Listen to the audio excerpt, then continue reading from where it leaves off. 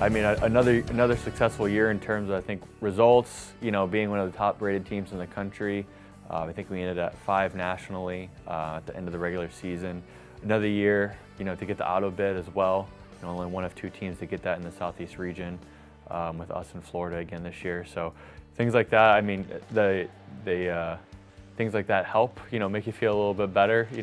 Only one team can win the last game of the championship, but we felt like how we started and how we ended, we're really proud of. Starting off, we actually started out pretty hot, and then we got some unfortunate injuries along the way, which slowed us down a little bit.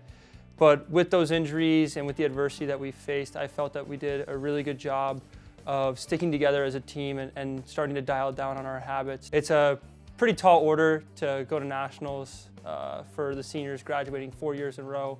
There was times, especially in the middle of the year, where we were down guys or guys couldn't make games, sick, whatever the case was, and the mentality was next man up. I think, anytime you're playing, a top team in the country, and you have 3 lines of forwards and 5D, and you have to do that for maybe a fourth of your season, that's gonna show some cracks. That's gonna make some growing pains happen.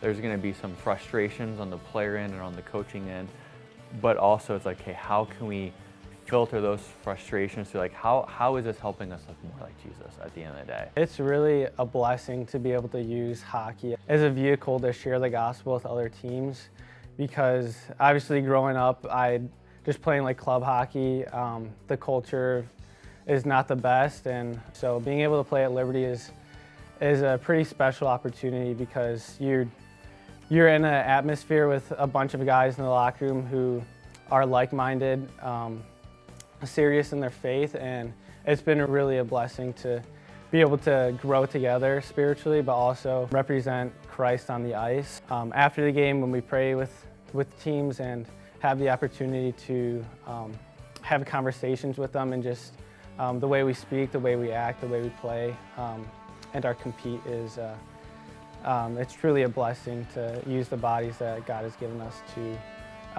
shine the light of Christ. Yeah, it's definitely something that's grown the 3 years that I've been here. That kind of goes in line with our culture. We have a lot of guys that are completely bought into the message that we're trying to spread here at Liberty. And then even coming in, we were able to baptize a couple guys on our team and save them. So having that opportunity is definitely something that we all look forward to. And just being able to spread the glory of God.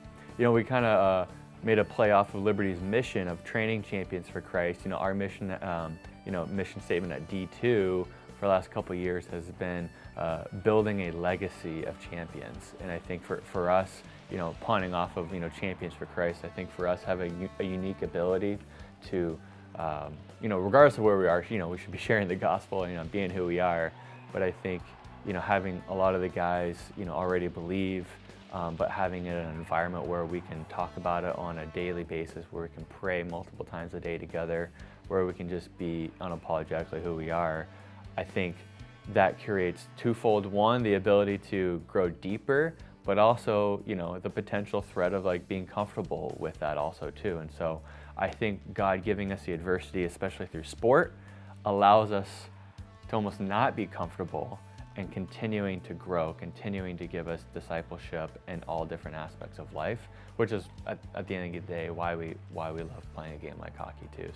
Obviously big shoes to fill in these next upcoming years, but super excited to see the new faces in the locker room this upcoming fall, and just getting to know the guys and just continuing to build that legacy of champions that the team and the seniors have really built on the team this year. And just being able to be a part of that is really a blessing. So yeah, super excited. I've implored the seniors, and we're going to continue to, hey, this is not goodbye.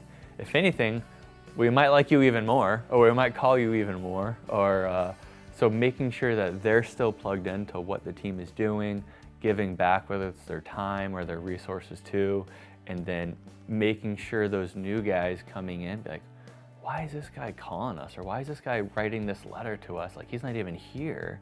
Boom, now that guy understands the legacy too, right? And so I think that's where we want to continue to make the connection for years to come.